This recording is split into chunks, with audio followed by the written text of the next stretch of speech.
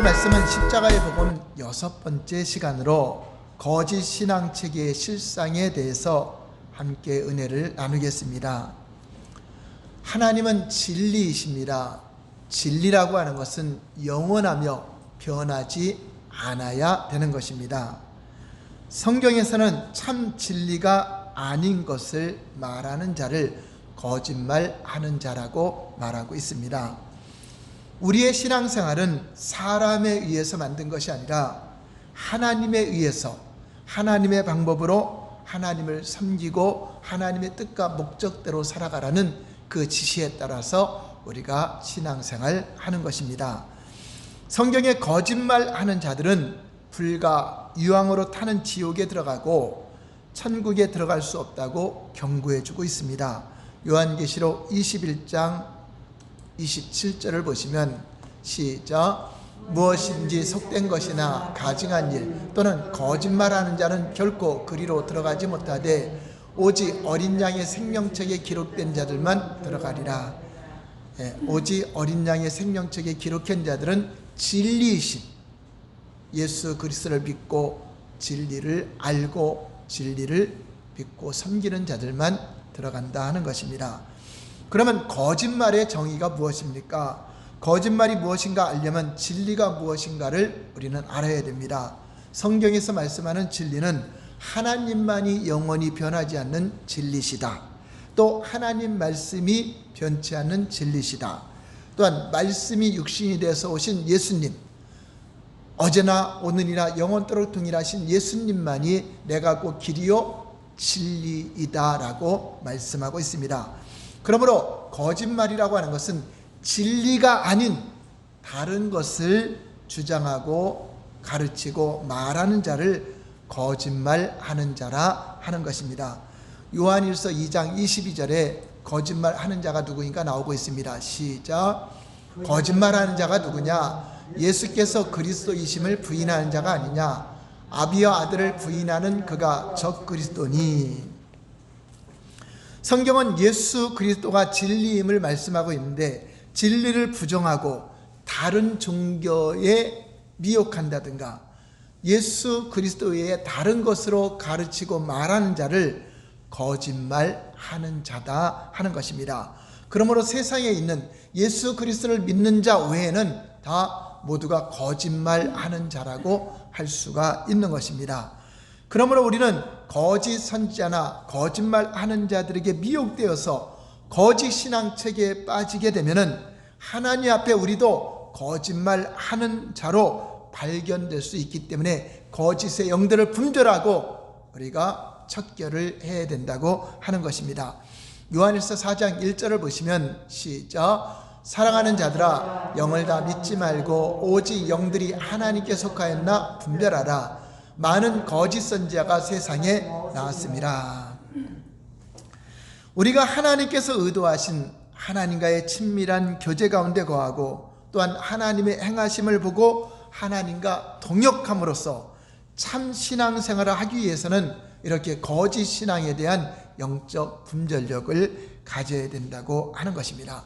그러므로 저와 여러분들이 십자가의 복음으로 잘 무장해서 어떤 것이 참된 신앙의 본질이고 어떤 것이 거짓된 신앙인가를 잘 분별하시기를 바랍니다.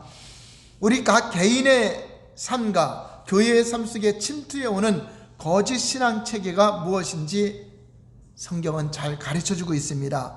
물론 성경에는 거짓 신앙 체계라는 용어가 나오지는 않습니다. 그러나 우리는 성경 전체에서 거짓 신앙 체계가 있다는 사실을 볼 수가 있습니다. 성경의 역사 속에서 보면 이사야 시대에 언약의 백성 이스라엘 백성들의 신앙 상태가 어떠한지 알아보겠습니다. 이사야 1장 10절에서 11절 오늘 본문을 볼까요? 시작. 너희 소돔의 간원들아 여호와의 말씀을 들을지어다. 너희 고모라의 백성아 우리 하나님의 법에 귀를 기울일지어다. 여호와께서 말씀하시되 너희의 무수한 재물이 내게 무엇이 유익하뇨? 나는 순양의 번제와 살찐 짐승의 기름에 배불렀고 나는 수송아지나 어린 양이나 수염소의 피를 기뻐하지 아니하노라. 이 11절 말씀에 보면은 하나님께 이스라엘 백성들이 드린 희생들을 나열해 보면 순양이 있고 수송아지, 어린 양, 숫염소 등 그들이 하나님께 드린 제물은 셀 수 없는 무수한 제물이 드려진 것을 볼 수 있습니다. 또한 그들이 지킨 절기들은 어떠했는가 보면은 이사야 1장 13절 14절을 보시면 다 같이 시작. 헛된 제물을 다시 가져오지 말라. 분향은 내가 가증히 여기는 바요 월삭과 안식일과 대회로 모이는 것도 그러하니 성회와 아울러 악을 행하는 것을 내가 견디지 못하겠노라. 내 마음이 너희의 월삭과 정한 절기를 싫어하나니 그것이 내게 무거운 짐이라. 내가 지기에 곤비하였느니라. 그 당시 이스라엘 백성들이 지킨 절기들을 나열해 보면 월삭, 안식일, 대회, 또 각종 성회와 절기를 지켰던 걸 볼 수 있습니다. 오늘날로 말하면 맥추감사절, 유월절, 또 부활절, 대강절, 사순절, 오순절, 또 성회, 부흥회 여러 가지 집회를 만들어 놓고 다 모두가 빠짐없이 잘 예배에도 참석한 것을 볼 수 있습니다. 그리고 그들의 기도 생활은 어땠는가 볼까요? 15절 말씀 시작. 너희가 손을 펼 때에 내가 내 눈을 너희에게서 가리고 너희가 많이 기도할지라도 내가 듣지 아니하리니 이는 너희의 손에 피가 가득함이라. 그 당시 이스라엘 백성들은 하나님께 손을 펴며 손을 들고 기도도 많이 드린 걸 볼 수 있습니다. 또 이사야서에 보면 금식 기도도 많이 했던 걸 볼 수가 있습니다. 자, 그러면 이 정도면 그들은 자신들의 신앙생활이 잘못하고 있다고 생각할까요? 잘하고 있다고 생각할까요? 이렇게 많은 예배와 희생과 많은 기도를 드린 그들은 당연히 자신들의 신앙생활을 잘하고 있을 것이라고 생각했을 것입니다. 어쩌면 자신들이 이 정도면 다른 그 누구보다도 다른 민족들보다도 자기들은 선택받은 민족으로서 하나님 앞에 신앙생활을 잘하고 있다고 자부했을 것입니다. 오늘날 하나님의 백성들이, 교회 성도들이 이토록 예배를 열심히 드리고 또 모든 예배에 참석하고 또 예물도 많이 드리고 기도도 많이 한다고 한다면은 오늘날에도 이러한 사람들은 신앙생활 아주 잘한다고 생각을 할 것입니다. 그런데 하나님의 평가는 그들에게 어떤 평가를 내렸을까요? 이사야 1장 4절 볼까요? 시작. 슬프다 범죄한 나라요 허물진 백성이요 행하게 정죄요 행위가 부패한 자식이로다. 그들이 여호와를 버리며 이스라엘의 거룩하신 이를 만울이 여겨 멀리하고 물러갔도다. 성전에 나와서 절기를 잘 지키고 무수한 제물을 바친 그들에 대한 하나님의 평가는 저들의 생각과는 정반대의 평가가 나왔습니다. 하나님은 그들을 소돔의 백성이요 고모라의 백성이라고까지 불렀습니다. 하나님은 또한 그들이 하나님을 멀리하고 떠나가고 버렸다라고 평가하고 있습니다. 자, 그러면 그들에게 어떤 문제가 있었던 것일까요? 그것은 신앙에 대한 그들이 가지고 있던 이해와 하나님이 하늘의 관점에서 보셨던 이해가 달랐던 것입니다. 즉 그들이 신앙에 대한 잘못된 이해를 가지고 있었던 것입니다. 그래서 그들은 누구보다도 하나님 볼 때는 하나님을 떠나 있는 상태인데도 자신들은 신앙생활 잘한다고 생각했는데 전혀 하나님과 상관없는 삶을 살아가고 있었다고 하는 것입니다. 바로 신앙에 대한 잘못된 이해, 잘못된 생각, 그것이 바로 거짓 신앙 체계라 하는 것입니다.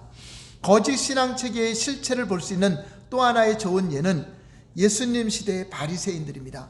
즉 거짓 신앙 체계는 신앙생활을 잘하고 있는 것 같은데 하나님 볼 땐 거짓인 거. 그래서 우리의 신앙은 사람의 관점에서 보는 것이 아니라 하나님의 관점에서 옳아야 잘 믿는 신앙생활이 된다고 하는 것입니다. 예수님 시대의 서기관들과 바리새인들, 종교 지도자들은 누구보다도 철저하게 안식일을 지켰고 절을 드리고 성경을 연구하고 금식 기도하고 전통적으로 내려오는 율법을 철저하게 지키려 했던 자들입니다. 그래서 그들은 당연히 자신들이 그 누구보다도 하나님을 더 잘 알고 하나님을 더 사랑하고 하나님의 말씀을 더 잘 믿는다라고 자부했을 것입니다.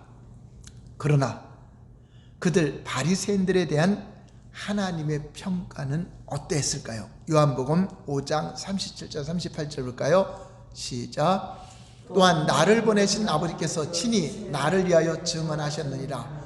너희는 아무 때에도 그 음성을 듣지 못하였고 그 형상을 보지 못하였으며 그 말씀이 너희 속에 거하지 아니하니 이는 그가 보내신 이를 믿지 아니함이라.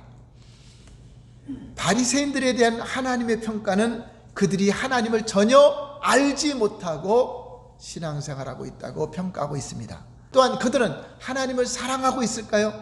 우리가 신앙의 기본이 뭐죠? 하나님을 알아야 되고 하나님을 사랑해야 되고 하나님 말씀을 믿어야 되고 하나님을 믿어야 되는데 이 세 가지 기본을 무시하고 드리는 종교 행위는 하나님 보실 때 거짓이라고 하는 것입니다. 요한복음 5장 42절 볼까요? 시작. 다만 하나님을 사랑하는 것이 너희 속에 없음을 알았노라.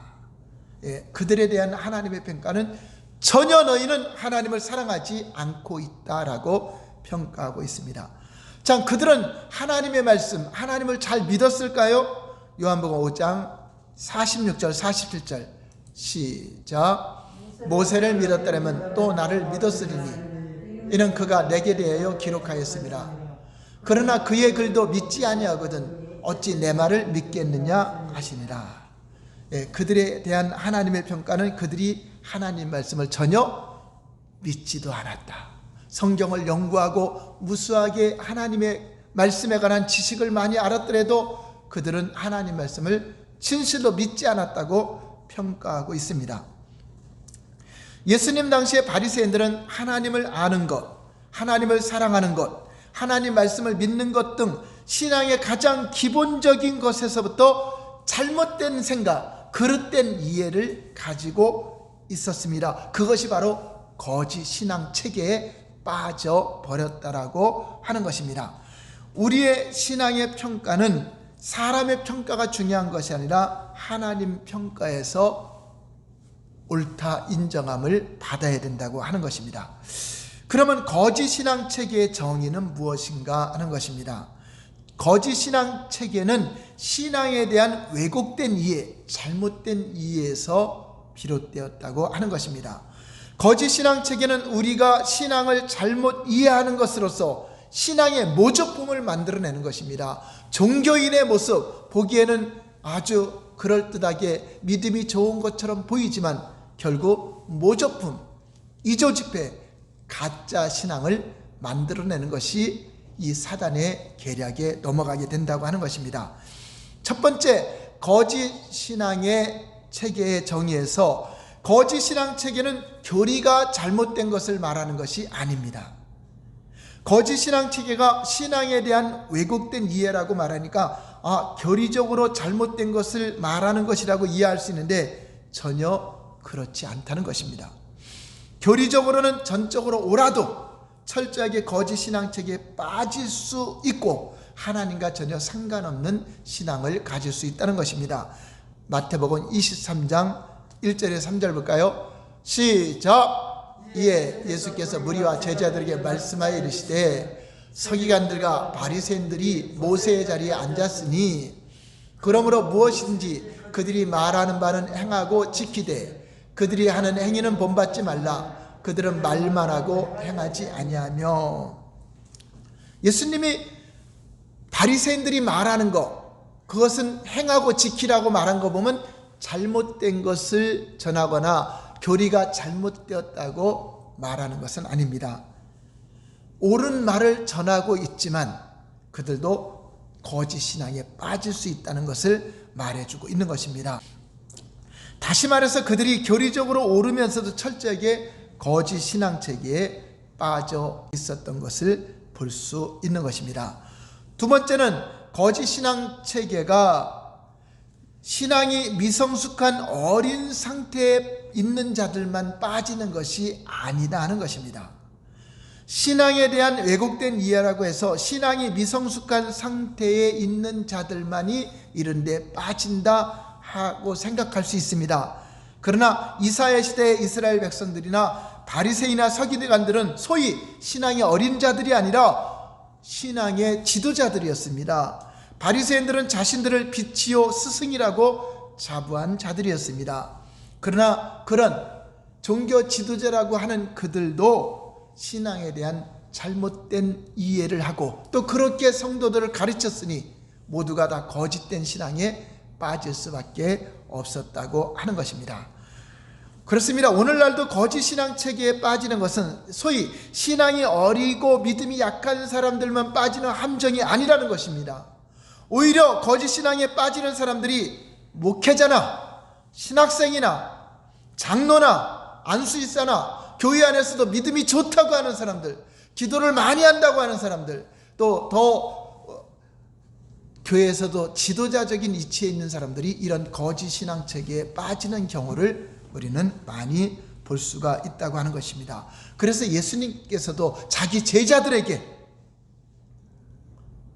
사도들이죠, 그들에게도 거짓 선지자를 조심하라, 바리새인들의 누력을 조심하라, 이렇게 계속적으로 경고하고 있는 것을 보게 됩니다. 세 번째, 거짓 신앙 체계가 성경적인 지식이나 지능의 문제가 아니라는 것입니다. 지식이 없어서 빠지는 것이 아니라는 것입니다. 지능이 없어서 무능해서 빠지는 것이 아니라는 것입니다. 어느 시대보다 거짓 신앙 체계가 팽배했던 시대가 예레미야 시대였습니다. 언약의 백성들이 거짓 신앙에 빠졌기 때문에 하나님의 심판의 칼을 받은 것이고 멸망한 것입니다. 그 시대에 가장 심각했는데, 그 당시 거짓 신앙 체계에 빠졌던 사람들은 단순히 못 배운 평민들이 빠진 것이 아닙니다. 지혜롭고 많이 배운 지식층의 사람들까지도 다 전체가 거짓 신앙에 빠졌던 것을 볼 수 있습니다. 예레미야 5장 4절 5절 볼까요? 시작. 내가 말하기를 이 무리는 비천하고 어리석은 것뿐이라. 여호와의 길 자기 하나님의 법을 알지 못하니 내가 지도자들에게 가서 그들에게 말하리라. 그들은 여호와의 길 자기 하나님의 법을 안다 하였더니 그들도 일제히 멍에를 꺾고 결박을 끊은지라. 이스라엘 백성들이 하나님의 길을 알지 못하고 하나님의 뜻을 알지 못해서 망한다고 했는데, 이제 지도자들은 알겠거니 하고 찾아갔더니 그들도 역시 똑같이 영적으로 눈먼 소경들이었던 것을 볼 수 있습니다. 또한 예수님 시대의 종교 지도자들은 예수님이 죄인들과 또 무식하고 많이 배우지 못한 사람들과 함께 지낸다고 비방했습니다. 그러나 하나님의 평가에 의하면 그 당시 종교 지도자들인 바리새인과 서기관들조차도 영적인 눈먼 자가 되었던 것을 우리에게 가르쳐주고 있습니다. 그러므로 지식이 없고 영적으로 많이 배우지 못해서 거짓 신앙체계에 빠지는 것이 아니다 하는 것입니다. 네 번째, 거짓 신앙체계에는 하나님의 생명이 없다라는 것입니다. 왜 우리가 이렇게 거짓 신앙 체계에 대해서 배워야 되죠? 거짓 신앙에는 가장 무서운 점이 무엇입니까? 그 속에 하나님의 생명이 없이 종교 생활만 하고 종교인으로서 살아가는 것뿐이라고 하는 것입니다. 거짓 신앙 체계는 신앙의 모조품으로서 이조지폐와 같은 것이고 플라스틱으로 만든 사과나무와 같은 것입니다. 요즘은 기술이 발달해서 진짜보다 더 진짜같이 보이는 모조품들이 많이 있습니다. 그러나 가짜 사과나무는 생명이 없기 때문에 아무리 좋은 거름을 주고 아무리 잘 관리해도 열매를 맺을 수 있나요, 없나요? 맺을 수가 없습니다. 바로 거짓 신앙 체계가 그렇다 하는 것입니다. 바리새인들의 경우를 보아도 알 수 있듯이 거짓 신앙 체계는 사람들 보기에는 아주 좋은 모습은 가질 수 있습니다. 예배의 열정이고 헌신과 봉사와 기도와 모든 일에 참으로 존경스러울 만큼 외적으로는 아주 화려하게 보일 수 있습니다. 그러나 거짓 신앙 체계에 빠져 있게 되면 아무리 그가 많이 기도하고 아무리 많은 헌신을 해도 거기에는 하나님의 어떠한 능력도 하나님의 어떠한 생명도 함께 하지 않습니다. 왜 그렇죠? 이조된 지폐처럼 이조 지폐는 아무런 능력을 발휘할 수 없고 신앙의 모조품이기 때문입니다. 오늘날 많은 성도들이 개인의 삶과 교회의 삶에서 신앙생활이 침체하고 나태해지면 어떤 생각을 하죠? 그래, 내가 하나님의 생명으로 충만하게 회복되려면 더 많이 기도하고 더 많이 봉사하고 더 많이 금식하고 더 많이 예배의 열정을 회복해야지 하면서 힘을 쓰려고 합니다. 그러나 이전에 먼저 철저하게 내 삶에 침투한 거짓 신앙 체계를 내어버리고 신앙의 본질로 돌아오는 것이 우선순위가 되지 않으면 아무리 열정적으로 예배를 드리고 아무리 헌신과 봉사를 해도 그것은 거짓 신앙, 아무 생명이 없다라고 하는 것입니다. 그러므로 올바른 신앙의 본질로 우리가 전환되고 선행되어야 우리가 드리는 예배도 기도도 헌신도 봉사도 성경 공부도 의미가 있을 것이기 때문입니다. 그래서 여러분들 성경 공부를 통해서 신앙의 본질이 무엇인가를 잘 깨달아야 돼요. 인간 중심의 삶이 아니라 하나님 중심의 삶, 하나님과 친밀한 교제의 삶, 하나님을 아는 관계, 하나님을 사랑하는 관계, 하나님을 믿음으로 고백하는 그 관계가 선행되지 않으면 외형적인 종교의식은 껍데기에 불과한 거짓 신앙이 된다고 하는 것입니다. 그러므로 우리가 올바른 신앙 가운데 있는지 거짓 신앙 가운데 있는지를 점검해 볼 수 있는 것은 우리의 삶 가운데 하나님의 생명이 함께하고 있는지 그 열매로 점검을 해보라고 말씀하고 있습니다. 마태복음 7장 16절에 18절 볼까요? 시작. 그들의 열매로 그들을 알지니 가시나무에서 포도를 또는 엉겅퀴에서 무화과를 따겠느냐. 이와 같이 좋은 나무마다 아름다운 열매를 맺고 못된 나무가 나쁜 열매를 맺나니 좋은 나무가 나쁜 열매를 맺을 수 없고 못된 나무가 아름다운 열매를 맺을 수 없느니라. 우리가 어떤 사람들을 보거나 내 자신을 볼 때 참으로 외형적으로는 아주 열심이고 성경적 지식도 많고 세상적 지식도 많고 굉장히 좋은 것 같지만 열매를 봐야 된다는 것입니다. 그가 지나간 흔적이 어떤 열매가 맺히고 있는가? 여러분 삶 속에 어떤 열매가 맺히고 있는가? 우리 목회자나 또 교회의 삶 속에 어떤 생명의 열매가 맺혀지고 있는가 하는 것입니다. 개인과 교회는 지금 하나님과의 올바른 관계 가운데 있는가 열매로 점검해 보라는 것입니다. 이것이 이적이죠. 교회가 또 각 개인이 하나님 뜻대로 살고 하나님과 올바른 관계를 있다고 주장하고 자부하고 있는데도 아무런 하나님의 생명의 역사가 나타나지 않는다면 그것이 기적일 것입니다. 거짓 신앙체계의 특징이 있습니다. 거짓 신앙체계는 시대를 초월해서 똑같은 성격을 나타내고 있습니다. 예를 들어서 이사야 시대에는 바리새인들이 없었습니다. 그럼에도 불구하고 이사야 시대나 바리새인 시대에 동일한 현상이 나타났습니다. 그리고 오늘날 우리 시대에 바리새인들이 함께 살고 있지 않습니다. 그럼에도 오늘날 구약시대건 신약시대건 오늘날이건 거짓 신앙체계는 동일하게 나타나고 있다고 하는 것입니다. 그러나 이렇게 성경적으로 분별해 주지 않으면 교회가 사람들은 많이 모여서 예배를 드리고 열정적으로 신앙이 좋은 것 같은데 거짓 신앙체계에 빠진 것을 모르는 것이 이것이 허점이고 사탄의 계략이라고 하는 것입니다. 여러분, 거짓 신앙체계에는 자기 중심적인 삶의 기초를 두고 있습니다.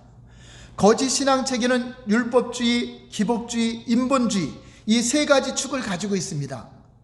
율법주의도 거짓 신앙이요, 기복신앙, 인본주의가 이 세 가지 축이 있는데 이것은 각기 자기 중심적인 삶의 세 가지 특징과 밀접한 관계를 가지고 있습니다. 앞에 표를 보시면 자기 중심적인 삶은 자기 자원으로 사는 삶, 자기 목적을 위해 사는 삶, 자기 방법대로 사는 삶. 원래 신앙의 본질은 뭐죠? 우리 배웠죠? 앞전에 배웠죠? 하나님 중심의 삶이 참 신앙이죠. 하나님의 자원으로 세상을 평가하고 볼 수 있는 눈, 하나님의 목적을 위해 사는 삶, 하나님 방법으로 살아가는 것이 신앙의 본질인데, 자기 중심적인 삶은 이미 하나님을 떠난 사는 사탄에 미혹된 삶을 말하고 있습니다. 그런데 거짓 신앙 체계는 율법주의, 기복신앙, 인본주의입니다. 자, 어떻게 연결되어 있는가 볼까요? 자, 이렇게 연결되어 있습니다. 자기 자원으로 사는 삶은 뭐하고 연결되어 있죠? 율법주의. 왜 율법주의와 연결되죠? 자기의 행위와 자기의 희생으로 의를 나타내고 하니까 그게 율법주의죠. 자기 자원으로, 자기 것으로 무엇인가 하려고 하는, 무엇인가 열정을 내고 무엇인가 하나님 앞에 의를 보이려는 것, 이것이 바로 율법주의 신앙이요. 또 자기 목적을 위한 사는 삶을 기복신앙이죠. 자기가 복을 받아서 자기가 성공하고 자기 목적을 위해서 복을 구하는 신앙이 바로 기복신앙과 연결되어 있습니다. 또한 자기 방법으로 사는 삶, 우리는 하나님 방법대로 살아야 되는데 자기 방법으로 사는 삶은 인본주의의 삶.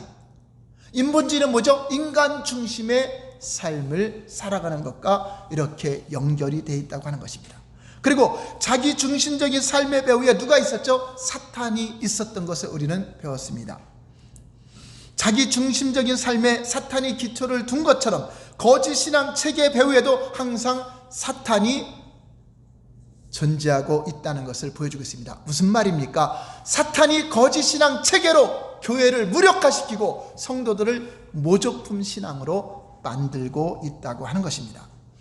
사탄은 각 개인의 성도와 또한 교회를 대적하기 위해서 수많은 방법들을 동원하고 있습니다. 그냥 우리가 교회만 다니면 안 됩니다. 언제 사탄의 계략에 넘어갈 수 있기 때문에 분별해야 됩니다. 그러나 교회와 개개인의 성도를 향한 사탄의 가장 큰 공격이 뭐죠? 거짓 신앙 체계를 만들어 놓는 것입니다.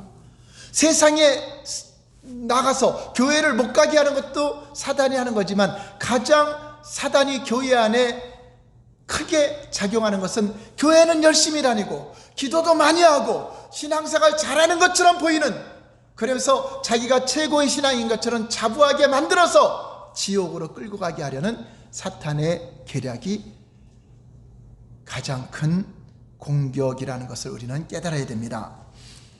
왜 그렇습니까? 사도 바울이 세운 교회마다 곧바로 이어서 누가 들어가죠? 거짓 사도들과 거짓 선지자들이 들어가서 거짓 신앙 체계를 가지고 교회를 오염시키고 교회를 라우디아 교회처럼 나는 부자다, 나는 부유하다, 나는 신앙생활 잘한다 하고 있었지만 하나님의 평가에 벌거벗었고 가난한 자가 된 것을, 눈먼 것을 알지 못하게 한다고 하는 것입니다. 여러분, 거짓 신앙 체계를 통한 사탄의 공격은 매우 효과적으로 교회 안에 작용하고 신앙의 역사 속에 수많은 사람을 멸망으로, 지옥으로 끌고 갔던 것을 우리는 경고를 들어야 됩니다. 왜냐하면 교회가 거짓 신앙 체계에 빠지면 이런 일이 일어납니다. 외형적으로는 매우 그럴듯한, 사람들이 많이 모이고 교회가 열심히 사역하고 봉사하는 그런 종교적인 모양은 가질 수 있지만, 실제로는 거짓 신앙 체계를 가진 교회에 하나님의 생명이 철저히 거쳐버리고 하나님의 능력이 걷어지고 껍데기만 사람들에게 보이는 종교 집단으로 전락시킬 수 있기 때문입니다. 또한 거짓 신앙 체계로 교회가 어떤 하나님의 생명도 없는데 신앙의 모조품으로 전락했음에도 불구하고 본인들은 어떻게 생각하죠? 그 사실을 전혀 모를 뿐더러 반대로 자신들은 신앙생활 잘하고 있다고 자부할 것이기 때문에 사탄은 태제를 부르는 것입니다. 바리새인과 서기관들 자신들이 신앙 잘못됐다고 전혀 생각하지 않았고, 이사야 시대, 예레미야 시대 거짓 신앙이 팽배했음에도 불구하고 자신들의 신앙은 하나님을 누구보다 잘 섬긴다고 자부했습니다. 그렇습니다. 그러므로 스스로는 분별할 수가 없기 때문에 성경의 경고를 통하여 우리에게 가르쳐주고 있다고 하는 것입니다. 이처럼 거짓 신앙 체계는 성경적인 가르침으로 잘 분별하지 않으면, 물론 교회마다 이렇게 가르쳐주는 교회가 많지는 않습니다. 어떤 것이 성경에는 참신앙과 거짓신앙에 대한 분별력을 가르쳐주는 말씀인데 이것을 점검하지 않고 가르침을 받지 않는다면 사람의 관점으로는 여러분 스스로 절대로 이것을 분별할 수 없어서 인간적인 관점에서 헌신과 희생을 하려고 한다는 것입니다. 그래서 우리도 바리새인들처럼 스스로 속아서 신앙생활 잘하는 줄 착각하다가 멸망하는 어리석은 자가 하나도 없기를 예수님 이름으로 축원합니다. 결론입니다. 오늘 말씀의 요점은 거짓 신앙 체계는 거짓으로 만들어진 모조품과 같이 이주된 것을 말하는 것입니다. 또한 거짓 신앙 체계는 인간 중심의 삶인 율법주의, 기복신앙, 인본주의를 말하는 것입니다. 여러분들은 이 신앙이 무엇인지 설교 등에서 잘 듣고 있습니다. 자, 이해가 되시죠? 거짓 신앙 체계에 미혹되면 그 어떤 종교적인 희생이나 헌신도 하나님을 믿는 것이 아니며 하나님을 사랑하는 것이 아니라는 것입니다. 또한 거짓 신앙 체계에는 하나님을 떠난 것이기에 그 하나님의 어떠한 능력도 어떠한 생명의 열매가 맺히지 않는다 하는 것입니다. 그러므로 오늘 우리는 십자가의 복음으로 잘 무장하여서 거짓 신앙 체계를 잘 분별하고 하나님의 평가에 우리의 신앙을 인정받는 금오사랑교회 모든 성도님들이 다 되시기를 예수님 이름으로 축원합니다. 할렐루야. 기도하겠습니다.